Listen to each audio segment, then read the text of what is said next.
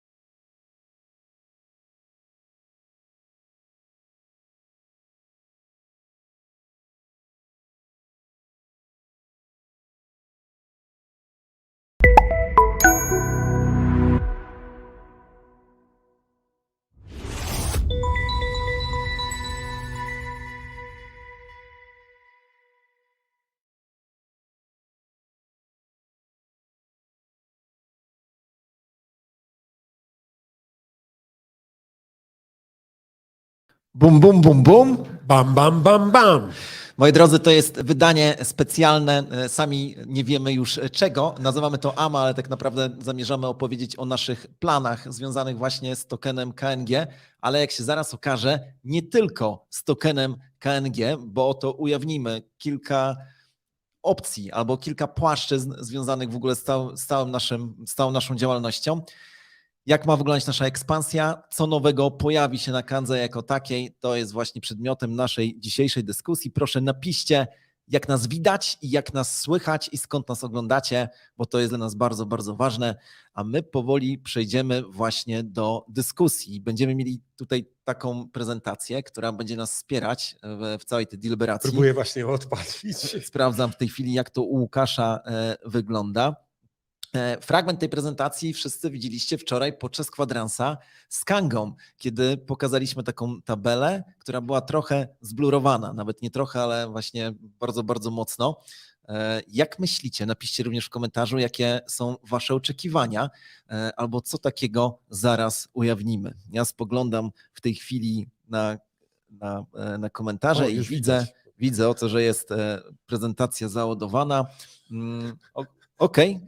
Patrzę, czytam jeszcze, kto nas tutaj ogląda i mamy pozdrowienia i z Chorzowa, ETF na KNG, Łukasz, to trzeba koniecznie zapisać. Kurczę.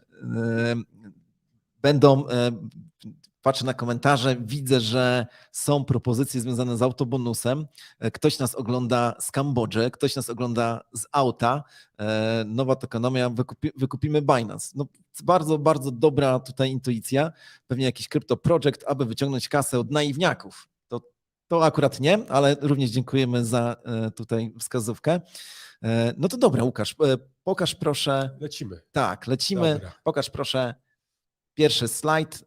No właśnie, tak jak widzicie, tak jak też wczoraj zapowiedzieliśmy, podzieliliśmy nasze plany na 4 kwartały, mówiąc o roku 2024 i mamy tutaj 5 perspektyw. Łukasz, gdybyś mógł je szybko omówić, no i co tam takiego kryje się, jeszcze nie zdradzaj, ale może naprowadzisz nas. Czym jest ta 5. perspektywa?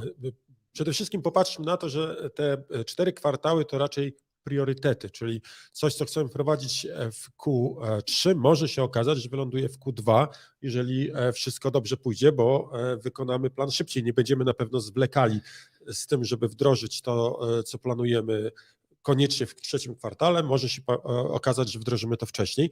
A jeśli chodzi o tematy czy domeny, o których będziemy mówili, no to token, oczywiście chodzi o token KNG i o to, co ten token sobą reprezentuje, jakie zmiany bezpośrednio dotykające tokenu chcemy wprowadzić. To nie będą wszystkie zmiany, tylko to będą te kluczowe, najbardziej istotne elementy albo te najbardziej przez Was wyczekiwane, no bo jednak głosów od społeczności kanganautów było bardzo, bardzo dużo. My je wszystkie czytamy i staramy się reagować. Wybraliśmy tutaj to, co uważamy, że jest najważniejsze, o czym warto wspomnieć, ale tak jak powiedziałem, nie będzie to wykluczało, że pojawi się coś jeszcze. Więc token KNG, jakie zmiany w tokenomii, w samej funkcjonalności tokenu KNG. Drugi temat to funkcjonalności. Tutaj mówimy bezpośrednio o giełdzie i o tym, co jest możliwe nie tylko na giełdzie, co Kanga daje, jakie funkcjonalności daje. Trzecie to obsługiwane blockchainy. Szybki temat, chcemy Wam tylko pokazać pewną perspektywę, że zmiany szykują się dosyć duże. Znowu ciężko przewidzieć, jaki blockchain będzie popularny w drugim kwartale przyszłego roku. Może się okazać, że ta tabelka będzie wyglądała jeszcze inaczej, ale ważna informacja, my tą tabelkę będziemy też aktualizować na bieżąco i będziemy starali się tutaj pokazywać, co nowego dochodzi. Myślę, że w przyszłym roku możecie się spodziewać więcej tego typu prezentacji. Ekspansja, znowu bardzo prosty temat, gdzie Kanga chce się pojawić, na jakie rynki stawia. Nie ukrywamy, że Polska, Europa to jest dla nas za małe miejsce. Chcemy być giełdą globalną, ale podzielimy się z Wami tym, gdzie tak naprawdę chcemy teraz uderzyć, gdzie chcemy być mocniej widoczni, jakie rynki nas interesują. No i piąty temat, który zostawimy sobie na sam koniec, jak nam czasu wystarczy. Tak jest. Jeżeli myślę o tym piątym temacie, to czuję ekscytację, zresztą czuję nie Dreszcze, tylko tak? w zakresie tego piątego tematu. Zanim ujawnimy pierwszy kwadracik, czyli to, co zamierzamy wdrożyć w ramach samej tokenomii, w ramach substancji samego tokena w pierwszym kwartale, no to powiedzmy o głosach społeczności, które docierały do nas no nawet nie od kilku tygodni czy miesięcy, ale właściwie od dłuższego czasu. Mowa o stakingu tokena KNG. Oto okazuje się, że dostrzegliśmy 2 albo 3 wyzwania. Ja może wymienimy najpierw te 3 wyzwania, a później pokażemy, jakie rozwiązaliśmy. Jedno z wyzwań, które się ujawniło, jest takie, że powstało bardzo wiele kont, gdzie nasi tokenariusze wpłacali jedną Kangę i budowali w ten sposób swój autobonus, nie mając takiego wysiłku jak pozostali tokenariusze. No wiadomo, po co to było robione. To było robione między innymi dlatego, żeby mieć jakieś takie konto, gdzie mam autobonus na poziomie 200% albo i więcej i jak zamknę jakiś inny staking, to tak naprawdę mogę sobie od razu środki stamtąd wypłacić na ten, który miałem przygotowany. No tak naprawdę było to rozwiązanie problemu, który powstał, mianowicie taki, że ludzie stwierdzili, jeżeli chcę wypłacić tokeny z POS-a, no to tracę cały autobonus. No właśnie, a tutaj w ten sposób mogliśmy się zabezpieczyć. Nikt nie mówi oczywiście, że to było w jakiś sposób złe, ale jednak dostrzegamy, że mogło i biło to w tokenomie, tokena KNG. Drugie wyzwanie, które stało przed nami, to zbyt dotkliwa, nie chcę użyć słowa kara, ale jednak fakt, że kiedy wypłacam choćby jeden token KNG ze stakingu naszego tokena, zerowanie autobonusu w całości w tym momencie stwierdziliśmy, że jest to jednak zbyt dotkliwe. Zresztą nie tylko my tak myślimy, ale tak bardzo często albo gdzieś tam w kuluarach, albo dawaliście nam znać, czy to na Telegramie, czy w korespondencji. Widzieliśmy, że tak właśnie wygląda stan rzeczy. No i trzecie wyzwanie dotyczyło... Chyba najtrudniejsze. Tak. No bo okazuje się, że staking KNG stosował pewną formę ostracyzmu wobec najmłodszych stejkujących. Dlaczego, Łukasz? No, problem czy wyzwanie, jakie stało, to jak zachęcić nowych ludzi do tego, żeby stejkowali token KNG.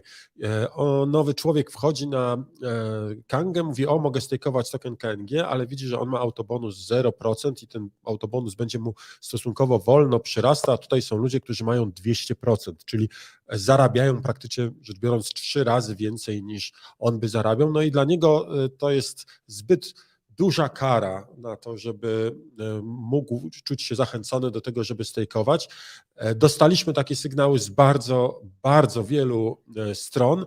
Nie mówię tutaj o pojedynczych osobach, ale wręcz o całych grupach osób, które mówiły, nie stejkuję, bo czuję się tutaj troszeczkę z tyłu, czuję się trochę zawiedziony tym, że na początku będę miał tak strasznie źle i tak naprawdę nigdy nie dogonię tych pierwszych, nigdy nie będę w stanie ich zbliżyć się do nich na tyle, żeby mieć porównywalnie tyle, co oni.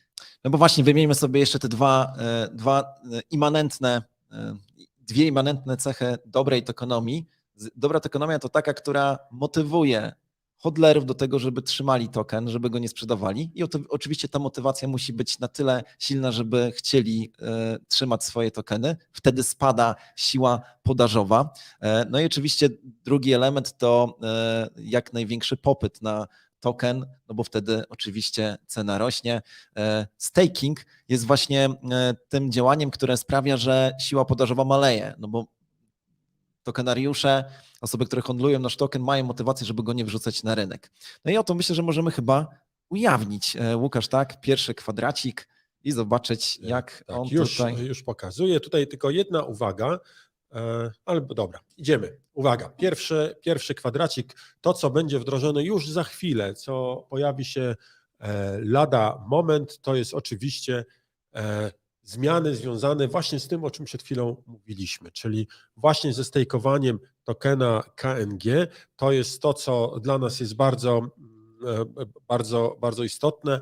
Zacznę przewrotnie od punktu trzeciego. Tak. Od punktu trzeciego, czyli żeby włączyć autobonus, trzeba będzie mieć tam po prostu minimalną ilość tokenów KNG. My określiliśmy ją na 100. To jest ta ilość, którą trzeba mieć wpłacone, żeby móc w ogóle włączyć autobonus, czyli móc automatycznie zasilać sobie konto stakingowe nagrodami i otrzymywać zwiększenie autobonusu. To jest, uważam, podstawowy taki zabieg higieniczny właśnie w celu, Ragnar, przepraszam, bo tutaj ty się ujawniłeś jako osoba, która posiada wiele takich kont, ten mechanizm z wpłatą jednej kangi czy 1/10 kangi już nie będzie możliwy. Tak jest.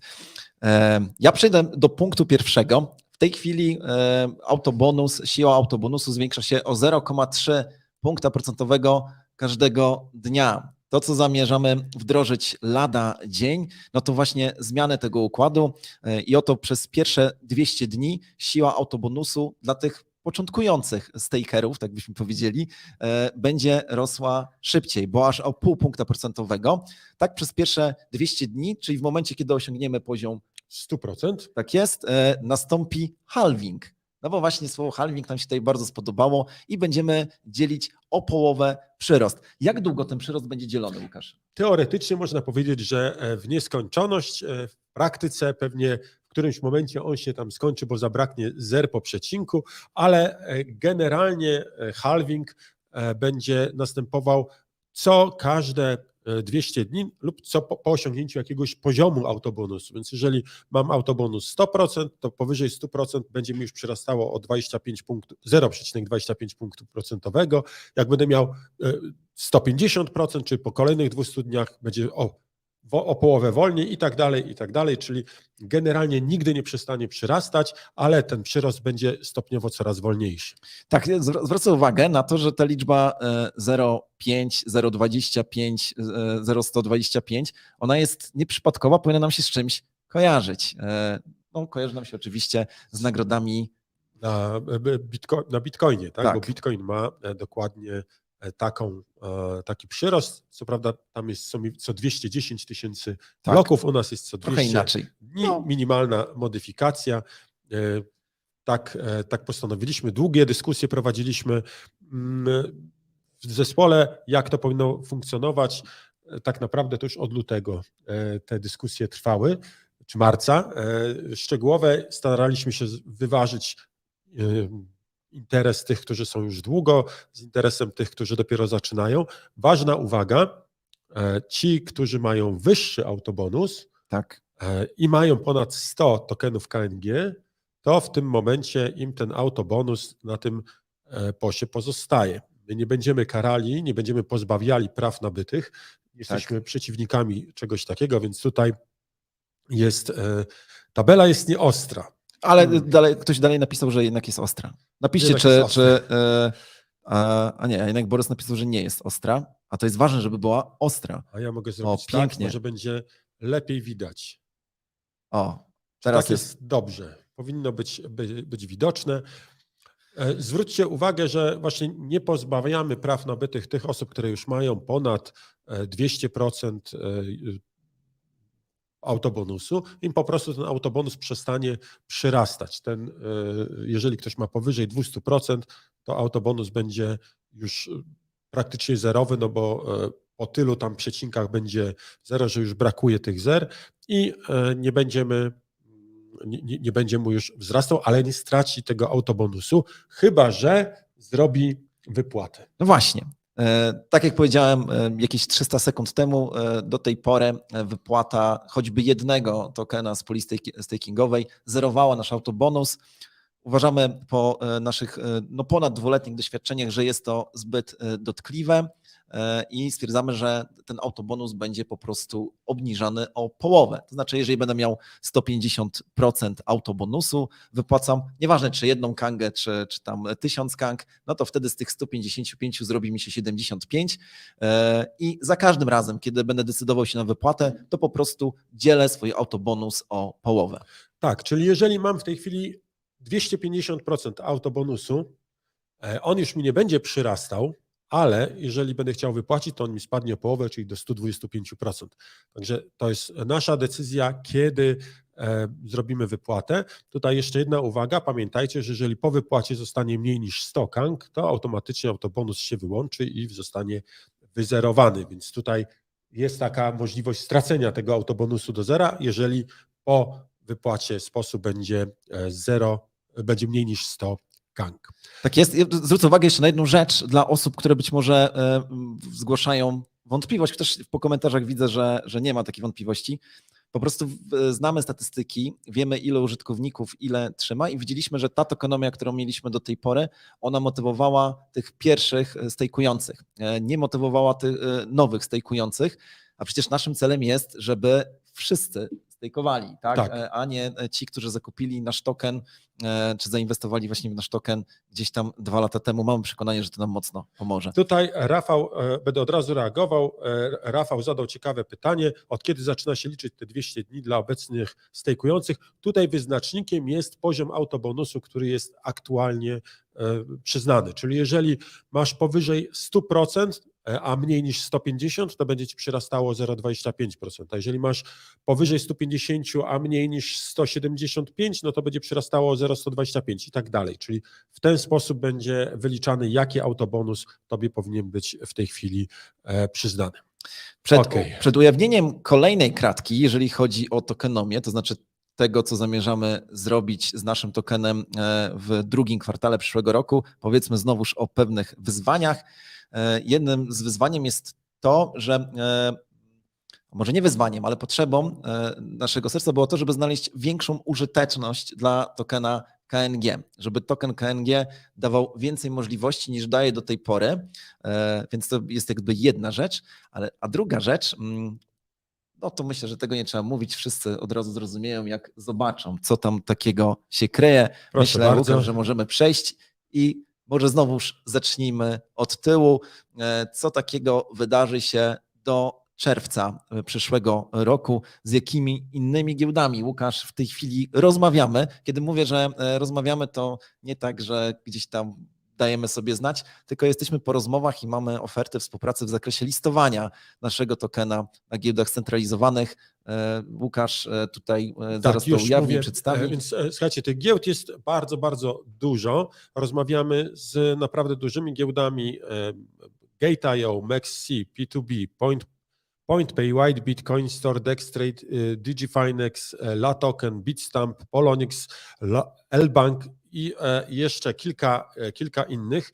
To są naprawdę zaawansowane rozmowy. Od prawie 10 dostaliśmy już bardzo konkretne oferty, które czekają na nasze zatwierdzenie i będziemy te rozmowy kontynuowali, tak żeby wybrać jedną lub więcej giełd, z którymi będziemy chcieli współpracować. No to jest bardzo trudny temat i myślę, że wielu z Was jest świadoma tego, że to nie takie proste, nie takie oczywiste, którą giełdę wybrać. Pamiętajcie, że dla nas jest ważne, gdzie ta giełda operuje, jaką ma renomę, ale również czy przypadkiem, tak jak było w historii, nie będę wymieniał nazwy giełdy, ale krążyły bardzo poważne zarzuty w stosunku do kilku giełd, które w przypadku listowania tokenów po prostu stosowały nieuczciwe praktyki. Nie chcemy tutaj nadziać się na jakąś minę. Zależy nam na tym, żeby znaleźć partnera, który będzie z nami współpracował nie tylko przy listingu tokena KNG, ale generalnie po prostu partnera, z którym będziemy mogli mówić, że jesteśmy zaprzyjaźnieni. Dawid zapytał o to, czy informacje odnośnie aktualności związanej z tokenomią będą gdzieś udostępniane. Tak, będziemy aktualizować te informacje, zamierzamy też zaktualizować nasz white paper, będziemy robili to na bieżąco i też na bieżąco zamierzamy tę tabelkę omawiać. Łukasz, spójrz na komentarze, ja tu mówię inne rzeczy, bo tych komentarzy przybywa tak dużo, że ja nie nadążam z czytaniem. Jeżeli chodzi o zwiększenie użyteczności naszego tokena, no to wprowadzamy, to a propos punktu pierwszego, który tutaj widzicie, wprowadzamy ten standard, który jest spotykany na innych giełdach wysokiego formatu.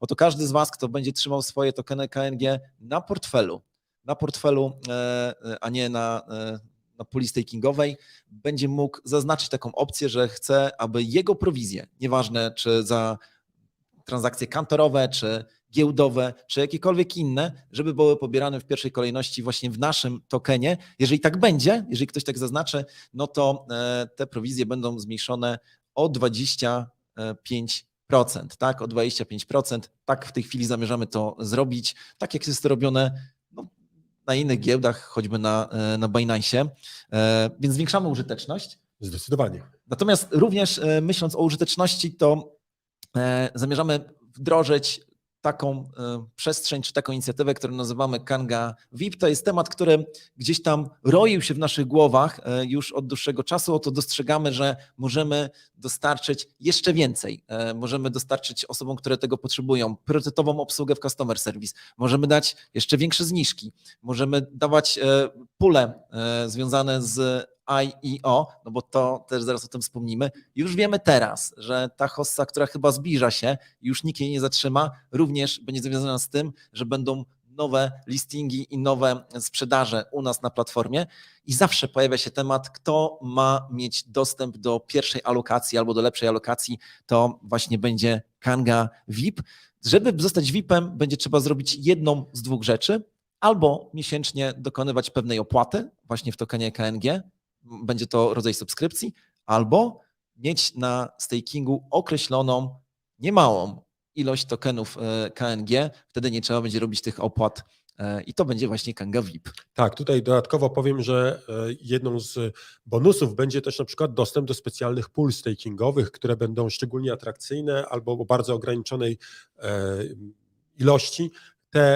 Te pule stakingowe będą dostępne właśnie dla członków klubu VIP. Pawle, szybka odpowiedź, tak?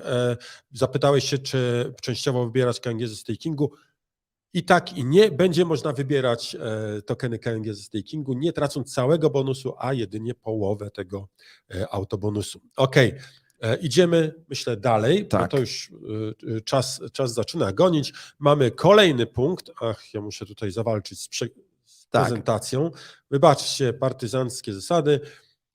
Bardzo ważna modyfikacja, bardzo istotna zmiana. Wiem, że Kanga Loan to jest jedna z tych usług, która po prostu podbiła wasze serca. Nawet niektórzy zarzucają, że mówimy, że jest zasilona, a on zajrzał pół godziny później, a tam nic nie ma. No niestety. Tak jest, zresztą o Kanga Loan jeszcze coś dzisiaj powiemy, natomiast faktycznie chcemy doprowadzić do tego, żeby pod zastaw tokena KNG można było wziąć pożyczkę.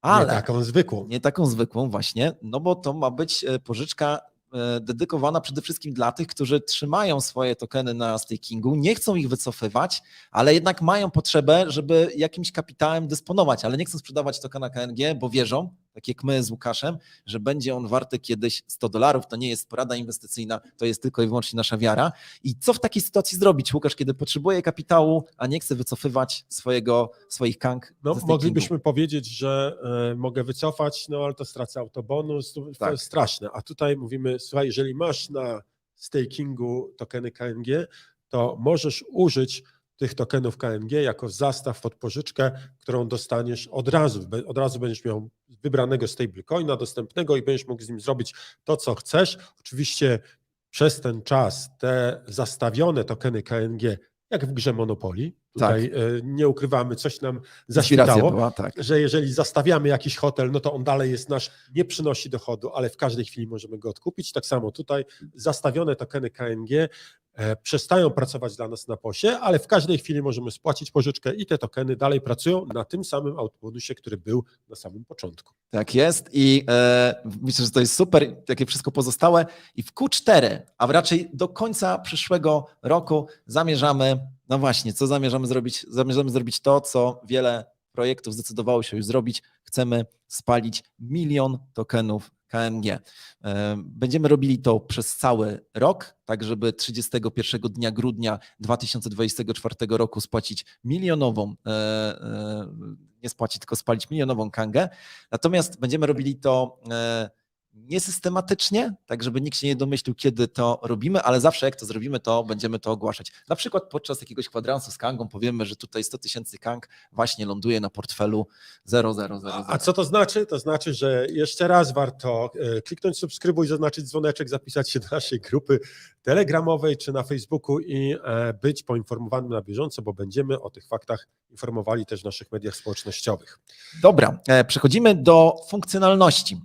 Od razu, tak jak powiedział Łukasz na początku, to nie są wszystkie funkcjonalności, które zamierzamy wdrażać. Mówimy w tej chwili o funkcjonalnościach głównie platformy giełdowej. Wiecie o tym, że Kanga to nie tylko giełda, to również kantory, to również dużo innych rozwiązań, ale chodzi o to, że dostrzegamy, że pewne istotne elementy mogą już teraz poprawić wasz nastrój i oto przechodzimy do Q1 funkcjonalności i zacznijmy może od tyłu, bo to Łukasz, ten off-ramping kart prepaidowych to jest coś, co wydaje się szalenie ciekawe. Zdradź nam, o co chodzi.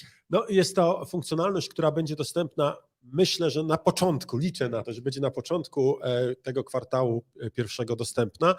Na pewno będziemy chcieli wprowadzić ją dla grupy osób, taką testową wersję, żeby sprawdzić, czy wszystko działa dobrze, żeby zebrać feedback od Was, czy są jakieś zmiany potrzebne, ale uwaga, z Kangi będzie można wypłacić USDT i wpłacić je na specjalną, przedpłaconą kartę wydaną przez jednego z największych operatorów na świecie, jednego z dwóch.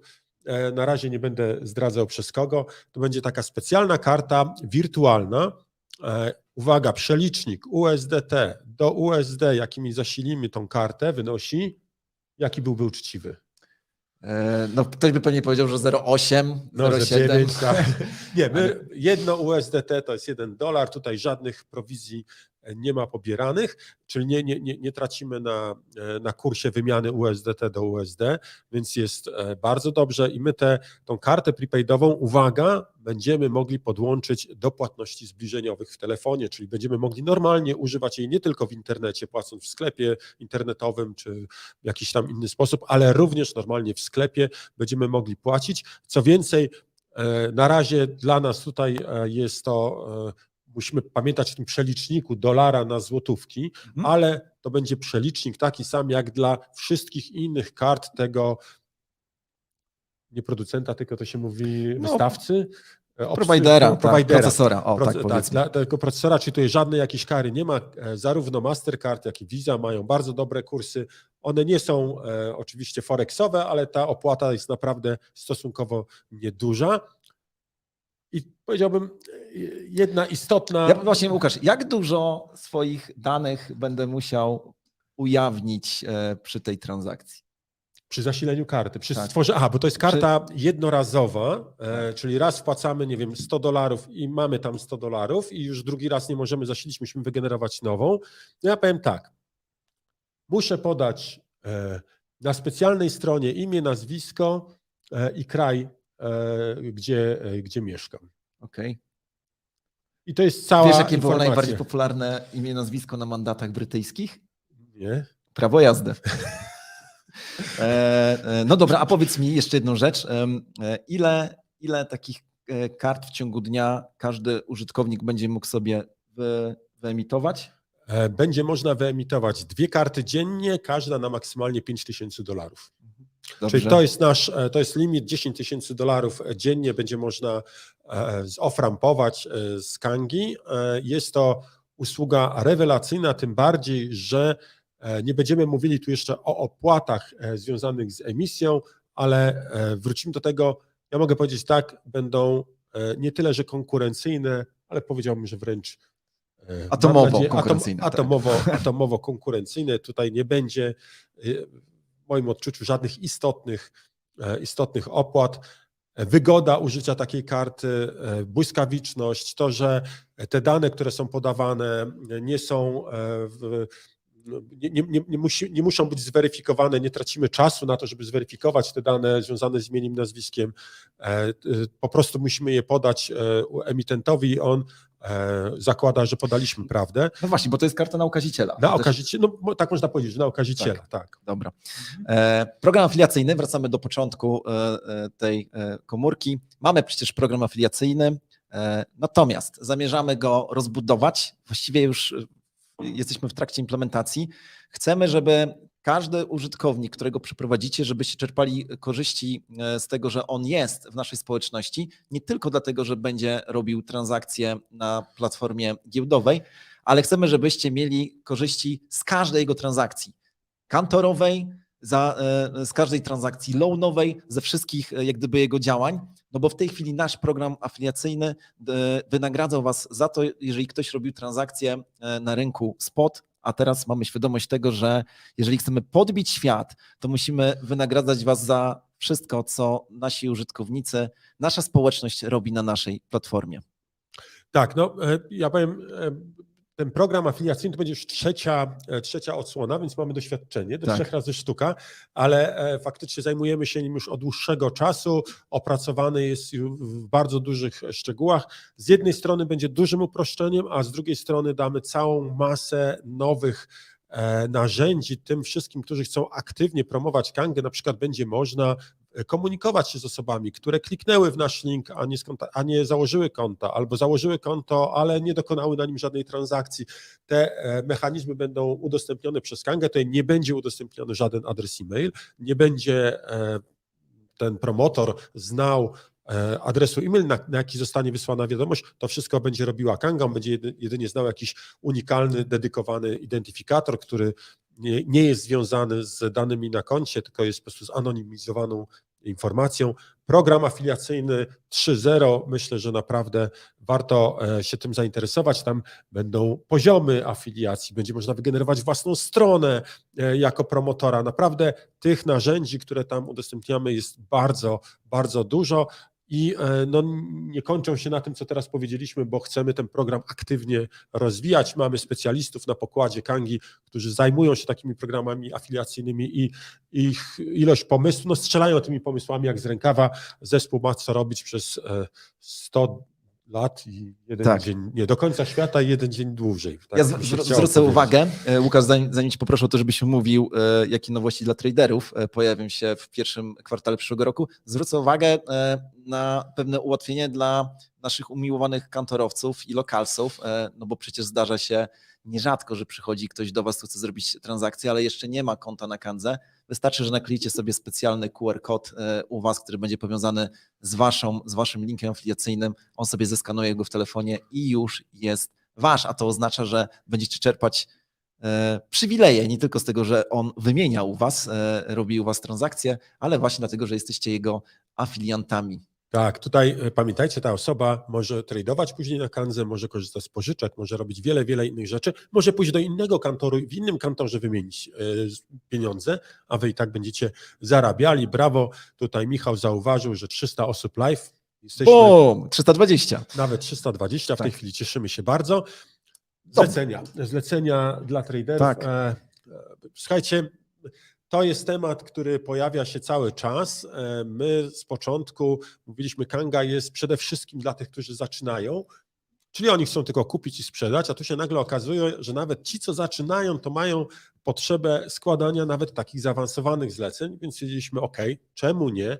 Dodamy również takie zlecenia. Będą zlecenia naprawdę zaawansowane, związane ze stop-lossami, będą związane z take profitami oczywiście, ale na przykład te trailingowe zlecenia, w których możemy podążać z punktem stop-lossa czy take profitu wraz z rynkiem, wydają się być naprawdę bardzo ciekawe i bardzo zaawansowane, szczególnie w chwili, gdy mamy hossę, to o wiele łatwiej będzie ustawić zlecenie sprzedaży, wiedząc, że jeżeli cena będzie rosła, to mój punkt stop lossa będzie się podnosił, to na pewno będzie, czy to już nawet nie stop lossa, tylko po prostu sprzedaży będzie się podnosił, na pewno wielu się spodoba.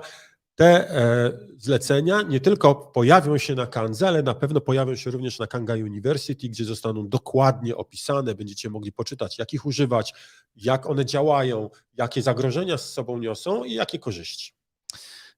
Czytam komentarze, nie wiem, czy odpowiedzieć na komentarze, czy... Dobra, na razie może zapowiem... Kanga Pay też będzie Tak. objęty programem afiliacyjnym, od razu mówimy. Tak. Jacek Kołodziejczak też zadał pytanie, czy system nagród QR-kodów będzie połączony z afiliacją. No właśnie tak. Zanim ujawnimy, co się kryje w kolejnej rubryczce, są takie dwa produkty, które jak gdyby rozpoczęły swoją aktywność w tym roku, w które bardzo, bardzo mocno wierzymy. To jest loan i peer-to-peer. Bardzo mocno w to wierzymy i mało tego widzimy, że to działa. A zatem do końca drugiego kwartału przyszłego roku chcemy wprowadzić dwa bardzo ważne usprawnienia. I proszę Łukasz, pokaż, jakie to są usprawnienia. Znowuż zacznijmy od końca. Chcemy, żeby pula Omega złotówek i USDT, które będą pożyczane w ramach programu Kanga Loan, pochodziły nie tylko od nas, nie tylko od osób, z którymi w tej chwili zawieramy sojusze. Głównie to są instytucje finansowe, które zdecydowały się zainwestować swój kapitał właśnie pod Kanga Loan, ale żeby mogły pochodzić również od Was. Tak, i tutaj będziemy otwierali takie stakingi. Nie na darmo stworzyliśmy cały nowy mechanizm stakingowy z tymi limitowanymi pulami, z wszystkimi nowymi featuresami. Te pule stakingowe będą połączone z Kanga Loan i będziemy je sukcesywnie otwierać. Myślę, to jest moja osobista nadzieja i takie wyzwanie, żeby to było jeszcze w pierwszym kwartale przyszłego roku, ale wyznaczyliśmy sobie deadline, że w drugim kwartale powinny te funkcjonalności się pojawić, szczególnie gdy widzimy, jak dużą popularnością cieszy się Kanga Loan. No i drugie, a właściwie pierwsza rzecz, którą chcę usprawnić, tutaj nie ukrywam, że jest to jeden z moich, ale chyba bardziej Sławka koników, peer-to-peer. To jest usługa, która zdobywa Wasze serca. Mamy ponad 100% wzrosty miesiąc do miesiąca już od kilku miesięcy. To jest niesamowite, jak szybko to rośnie. Sławku, co chcemy takiego ciekawego dodać? No, wiecie o tym, że w tej chwili w peer-to-peer można kupować i sprzedawać omega złotówki.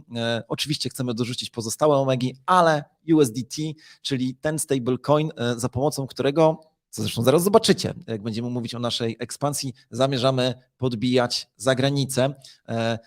To wynika z tego, że właśnie chcemy wejść między innymi pomidor, to i tak mówimy o tym wcześniej, ale zaraz będziemy mówili, gdzie zamierzamy wejść i wiemy, że tam omega się jeszcze tak szybko nie pojawi, USDT jest tam potrzebne, ale jest jeszcze druga motywacja, oto nasza umiłowana konkurencja na B ma swój program peer-to-peer i widzimy, że tam największy prym właśnie wiedzie USDT i z tego powodu zamierzamy wzbogacić to, aby nasi operatorzy i klienci, użytkownicy peer-to-peer mogli cieszyć się szybkimi transakcjami właśnie związanymi z Tetherem.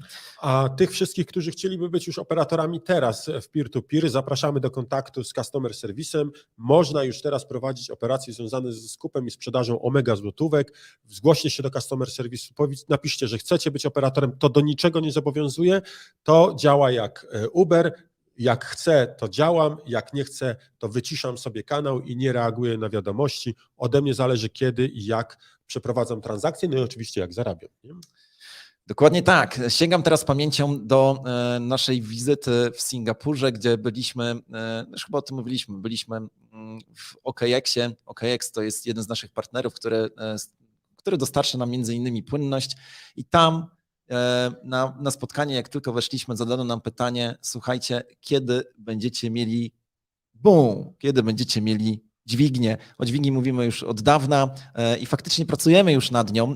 Widzicie, że chcemy ją dodać do końca trzeciego kwartału przyszłego roku, chociaż zaraz Łukasz powie, bo takie są faktycznie plany, żeby była ona wcześniej. Dźwignia to jest coś, co widzimy, może sprawić, że my jako giełda będziemy mieli szansę do tego, żeby wejść naprawdę do czołówki światowych giełd. Widzimy, że jest to narzędzie bardzo, bardzo potrzebne, ale mało tego.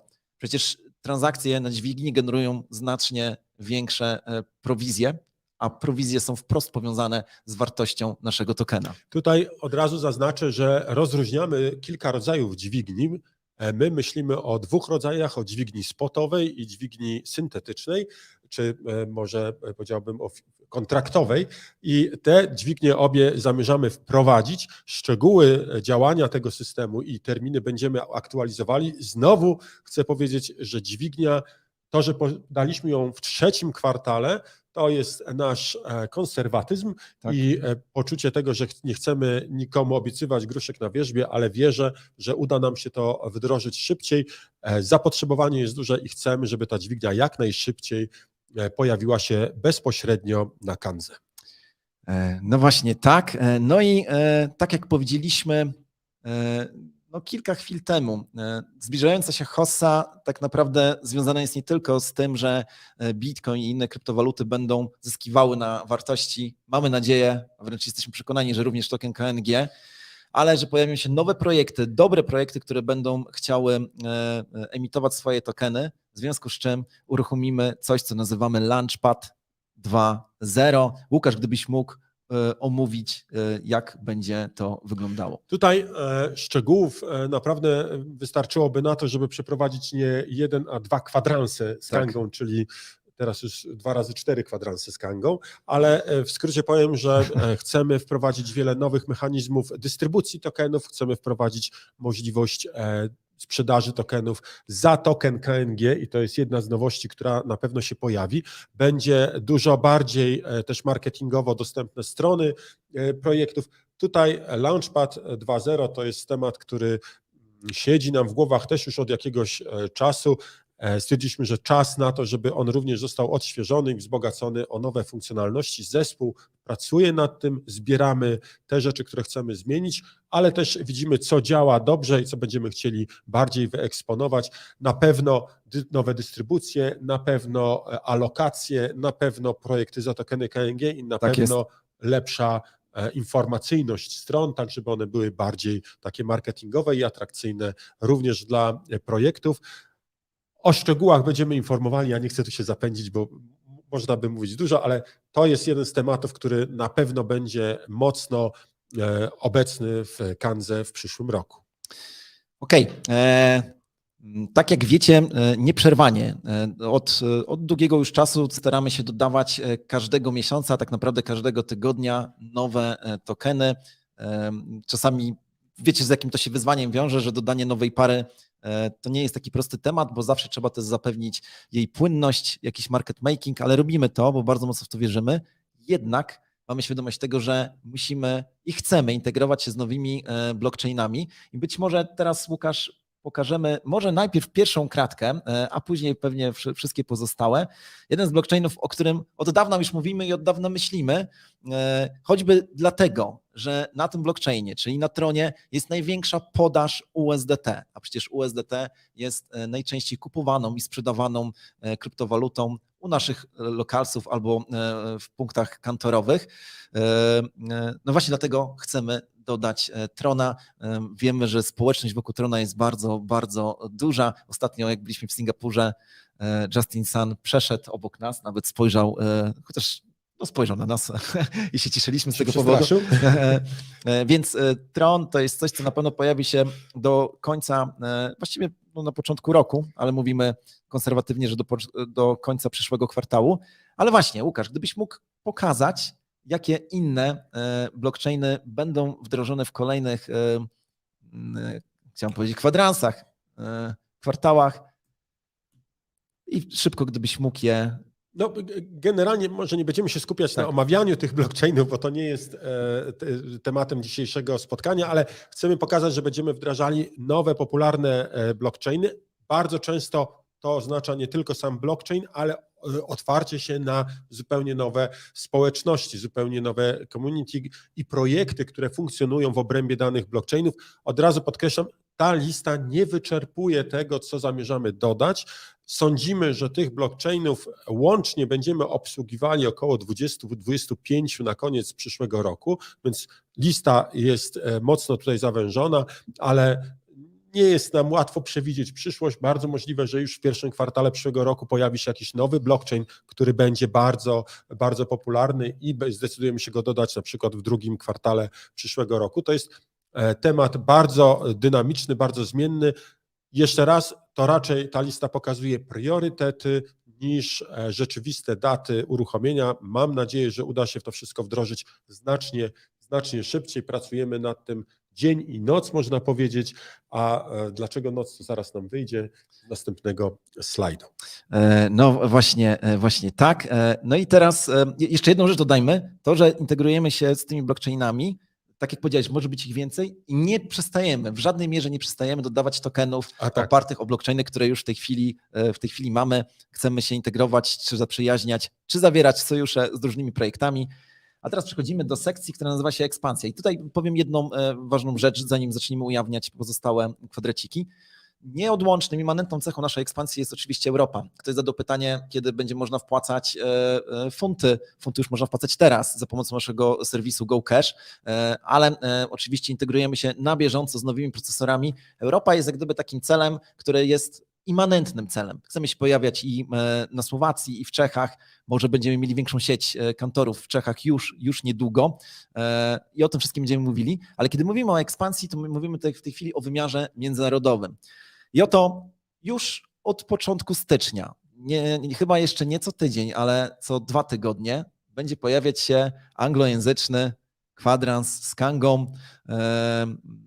Faktycznie mamy w tej chwili, trenujemy tutaj naszych native'ów do tego, żeby byli odważni, do tego, żeby prowadzić dyskusje tak jak ja i Łukasz w języku polskim, ale to jest coś, co mamy świadomość, musimy zrobić. Kanga pojawi się w sferze międzynarodowej, nie tylko dlatego, że ma duszę międzynarodową, ale dlatego, że rozpoczniemy naszą medialną komunikację w języku angielskim. Ja tutaj muszę szybko jedną rzecz przekazać. Mariuszu, bo pytasz się, czy mamy Pulse Chain, czy zamierzamy dodać?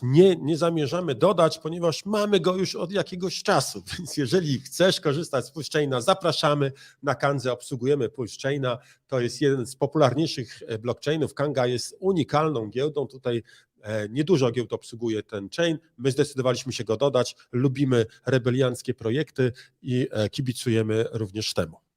Tak jest. A jeżeli chodzi o to, gdzie zamierzamy się pojawiać, gdzie właściwie już jesteśmy, ale zaraz powiemy, jaka jest jaką zamierzamy mieć tam obecność, no to Łukasz pokazuje, proszę bardzo, to są 4 państwa, na których zamierzamy się mocno skupić. Właściwie wiecie o tym, jeżeli oglądacie Kwadrans z Kangą, że byliśmy tam i że dużo o tym mówimy. Wietnam, Indonezja, Turcja, Filipiny. Turcja to jest oczywiście pewnego rodzaju nowość w tej chwili, ale te 3 państwa, Filipiny, Indonezja, Wietnam, nie dość, że byliśmy tam i zrobiliśmy dużo, myślę, dobrej roboty, no to właśnie tam w tej chwili zatrudniane są kolejne osoby, które pracują na rzecz Kangi, rekrutują projekty, przygotowują fundamenty pod OTC, czyli pod nasze kantory albo pod naszych lokalsów, no i zdobywają pierwszych operatorów peer-to-peer. No ja powiem tak, to, że nie mówimy o czymś bardzo głośno, to nie znaczy, że się nie dzieje. Czasami trzeba trochę popracować z tyłu na zapleczu, żeby widać było efekty później na froncie. To jest dokładnie tak, jak Sławek powiedział, zespół południowo-wschodniej Azji już działa od kilku tygodni, to dobrych kilku tygodni. Można powiedzieć, że praktycznie po powrocie z Azji zespołu naszego ten zespół został zawiązany. Nie wiem dokładnie, nie znam liczb, bo tam się cały czas zatrudniane są osoby, ale mówimy tutaj już chyba o 5 czy 6 osobach pracujących bezpośrednio na miejscu, więc spodziewamy się bardzo, bardzo dobrych rezultatów. Myślę, że nawet postaramy się, żebyście poznali te osoby na żywo. Taki zamiar, tak, żeby się na kwadransie pojawiły i żebyśmy mogli chwilę z nimi porozmawiać. Jeżeli chodzi o Turcję, no to wiemy o tym, że jest to również Mekka kryptowalutowa. Ci z Was, którzy byliście w Stambule, no to wiecie, że tam się po prostu potykamy o kantory kryptowalutowe. Dosłownie potykamy się. No i wstyd, że połowa z nich to nie są kantory Kangi. Trzeba to zmienić. Dobra. Przechodzimy dalej i od razu przechodzimy właściwie, jeżeli chodzi o naszą ekspansję do Q4, co zamierzamy zrobić w ciągu tego roku, jeżeli chodzi o Kanga Pay'a i o nasze punkty OTC. Oto chcemy zwiększyć o 1000, tak? W tej chwili, jeżeli chodzi o miejsca, gdzie można zrobić transakcję gotówkową za pomocą systemów kangowych, jest około 1000. Chcielibyśmy, aby do końca przyszłego roku było 2 razy więcej. I oczywiście Azja nam w tym pomoże, może uda nam się to nawet przekroczyć, ale nie wiem jak to określić, punktowy produkt, który mamy, czyli właśnie Kanga Pay. Mówię punktowy, bo to trzeba się pojawić w konkretnym miejscu, żeby zrobić transakcję, jeżeli ktoś płaci offline za pomocą właśnie Kanga Paya. Chcielibyśmy mieć takich lokalizacji 1000. Ci z Was, którzy odwiedzają naszą stronę Kanga Pay na bieżąco, no to widzicie, że na mapie tych punktów przerasta. I oczywiście równolegle, jeżeli chodzi o Kanga Paya, jakby dodajemy wtyczkę, za pomocą której można robić transakcje w e-commerce. Zresztą może nie będę mówił, ale rozwijamy, tak? Mocno rozwijamy ten temat. Mamy nadzieję, naprawdę mamy nadzieję, że duży gracz działający na terenie Polski już niedługo umożliwi płatności kryptowalutowe. Duży sieciowy gracz. Ja tutaj szybkie pytanie, czy będziemy w Antalii w Turcji? No, chcemy być w całej Turcji. Nie ma co ukrywać, nie tylko że tam. Tak. Tak. Dobrze. Pierwszy kantor KNG na Księżycu i Marsie. Mikołaj napisał, to jest dobry pomysł. Ja tylko dodam jedną rzecz, bo tu się pojawiają pytania o token Cash. Myślę, że wrócimy do tematu, bo token cash to nie jest zmiana, tylko tutaj to są jakieś drobne modyfikacje. Będziemy chcieli opowiedzieć Wam o tych rzeczach w jednym z najbliższych kwadransów z Kangą. Tak. Znaczy, chcemy powiedzieć o rynku KNG do tokena cash i o tym, jak szybko przeprowadzić operację wymiany casha na inne rzeczy i innych rzeczy na cash. Także to nie jest tak, że ignorujemy ten komentarz. Właściwie na najbliższym kwadransie po prostu o tym pogadamy. Lecimy dalej. Może szybkie podsumowanie. W tokenie omówiliśmy zmiany, przede wszystkim zmiana związana z autobonusem i POS-em Kangi, dodatkowe zniżki dla tych, którzy płacą prowizję w Kangach, Kanga VIP i listing tokena KNG na CEX-ach, również pożyczki pod zastaw tokena KNG. Nie powiedzieliśmy o tym, ale pojawią się również inne metody, inne obsługiwane zastawy, nie tylko Bitcoin, Ether będzie możliwy, no i spalanie tokenu, to wielu Was prosiło, nowe funkcjonalności zarówno związane z afiliacją, promowaniem Kangi, jak i z tradingiem, nowe możliwości on-rampingu i off-rampingu poprzez karty prepaid, to jest coś bardzo istotnego, no oczywiście dźwignia i jeszcze raz dźwignia, to wyczekiwany mechanizm, nowy launchpad IEO, blockchainy, praktycznie pierwsza 20 będziemy chcieli obsługiwać, ale nie tylko. Będziemy również szukali takich perełek jak PulseChain, jak Algorand, jak Matic swego czasu. Tak. To jest to, na co również jesteśmy czujni i wyczuleni. I ekspansja, pojawi się kanał anglojęzyczny i będziemy obecni w Azji Południowo-Wschodniej, Turcji. To są rejony, których chcemy być obecni. Rozwój punktów OTC, minimum 2000, a myślę, że tutaj Sławek bardzo delikatnie mówi, ale mam nadzieję, że będzie ich nawet jeszcze więcej. No i co najmniej 1000 punktów Kanga Pay, których możemy płacić przy pomocy Kanga Wallet, to też jest wyzwanie, które przed nami stoi. No i właśnie, i ostatnia pozycja, zanim Łukasz się ujawni, no to od dawna myśleliśmy o tym, jak możemy wyróżnić się w całym kryptoświecie, jak możemy dostarczyć, w ogóle mamy takie przekonanie, że razem z Wami dostarczamy na rynek coś, co jest unikalne, no bo Kanga jest unikalna, jest w naszym sercu. Kanga to nie tylko platforma technologiczna, myślę, że to stan umysłu, ale myśleliśmy, co zrobić takiego, żeby wyróżnić się, żeby zainspirować i naszą konkurencję, no i pokazać, że naprawdę znamy się na rzeczy.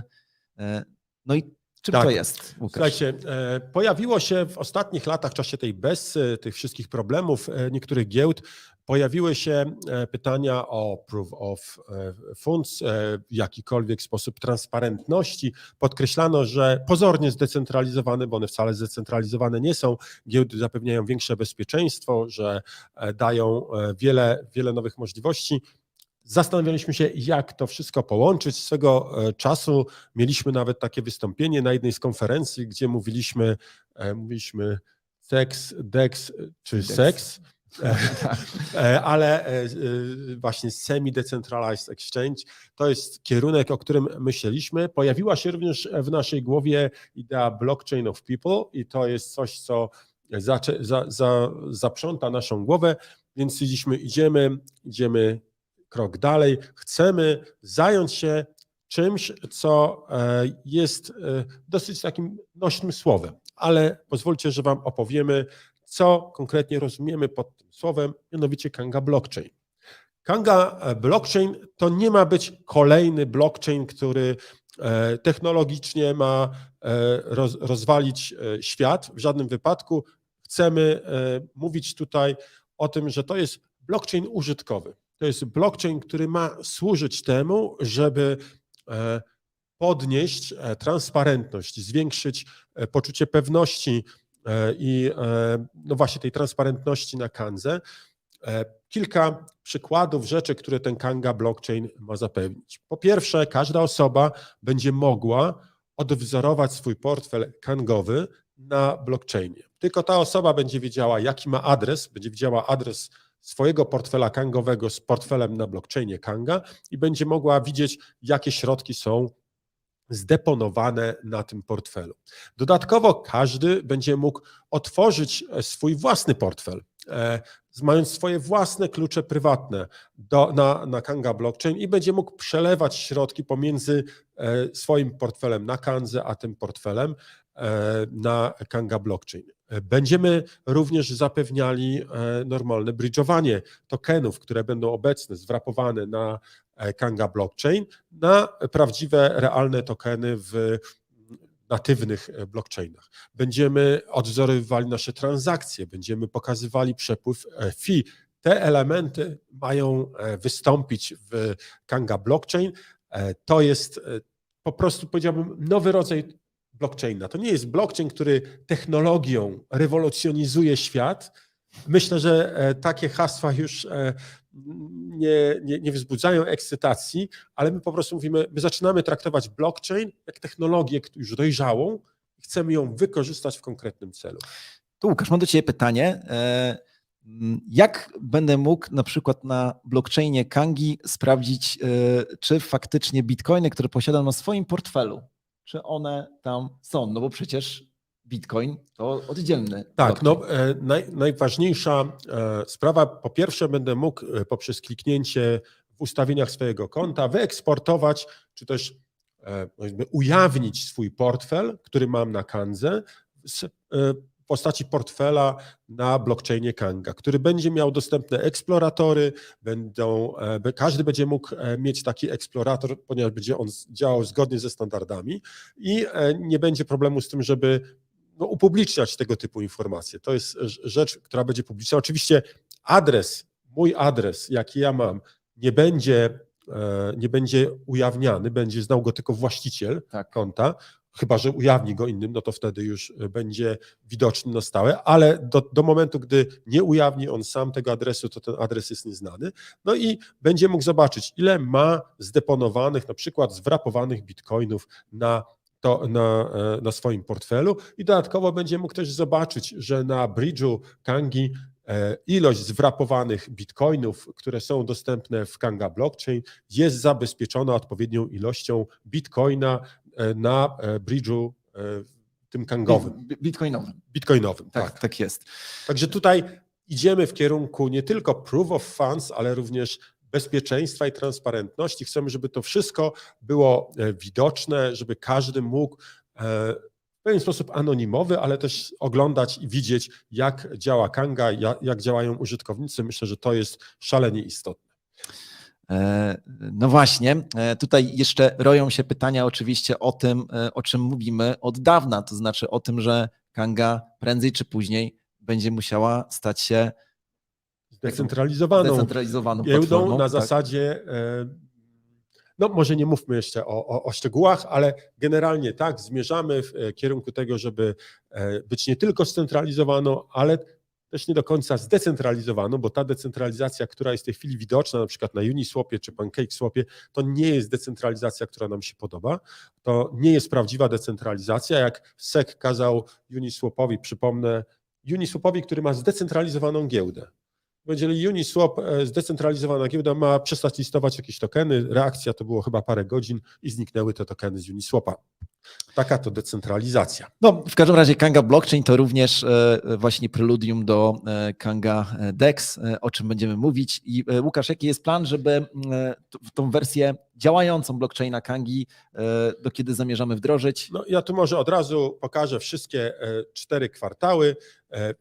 Wybór technologii, pierwsze testy będziemy przeprowadzali w drugim kwartale tego roku. Upublicznienie blockchaina i szczegóły jego działania pojawią się w trzecim, a pełen blockchain Kanga zamierzamy uruchomić w czwartym kwartale. To, jakie tam będą dostępne funkcjonalności powiązane z Kangą, to będziemy szczegółowo ogłaszać, ale podstawowe funkcjonalności, o których mówiłem, czyli przeniesienie swojego portfela na Kanga Blockchain i możliwość zakładania swojego własnego konta, gdzie trzymamy klucze prywatne na Kanga Blockchain. Kanga nie będzie miała dostępu do tych kluczy prywatnych. Te klucze prywatne będą tylko nasze. To też będzie możliwe, będziemy mogli przeprowadzać wypłaty, wpłaty środków pomiędzy adresami, przeprowadzać normalne, regularne transakcje. To jest nasz cel, żeby do końca przyszłego roku te funkcjonalności były dostępne. I boom, co u naszych ulubionych urzędników UOKiK i KNF, Mr. Dacholt, zapytaj nas o to na kwadransie z Kangą, ale to nie jest tak, jak tutaj napisał jeden z kolegów, że tam się szykują jakieś kary, właśnie wręcz przeciwnie, będziemy wszyscy pozytywnie zaskoczeni. Minęła godzina. Tak. Minęła godzina. Myślę, że no i tak tutaj pewnie nie bylibyśmy w stanie odpowiedzieć na wszystkie pytania. Obiecaliśmy, że ta AMA będzie trwała godzinę. I myślę, że to jest dobry moment, żeby wywiązać się ze Tak. swoich obietnic. Ja tylko powiem, że widzieliśmy bardzo wiele pytań dotyczących szczegółów już implementacyjnych, związanych ile tokenów KNG na VIP, ile potrzeba na jakie będą upusty, jakie będą ograniczenia. To wszystko będziemy ogłaszali wraz z wprowadzaniem nowych funkcjonalności. Ja mogę tylko powiedzieć, że generalnie te rzeczy ujawniamy zarówno na kwadransie z Kangą, jak i na No Comment, dlatego polecamy subskrybować, łapka w górę tutaj też by się przydała, bo dzięki temu uda nam się dotrzeć do większej ilości osób. Nowości mamy co niemiara, teraz nie pozostaje nam nic innego, jak tylko zakasać rękawy, kto ma rękawy, ten zakasuje i iść do pracy. Tak jest, także Łukasz, okrzyki wojenne. Pozwól, że ja pierwszy dzisiaj krzyknę, zresztą ten okrzyk pojawił się niejednokrotnie w komentarzach. KNF, Kanga na fali. A ja powiem przewrotnie, chyba po raz pierwszy używaj odważnie i Kangi. używaj odważnie Kangi i kryptowalut. Tak jest, w skrócie UOKiK. Tym pozdrowieniem Was żegnamy. Proszę napiszcie w komentarzu, jak Wam się podobał ten odcinek i widzimy się w sobotę podczas No Comment. Trzymajcie się. Hej. Cześć.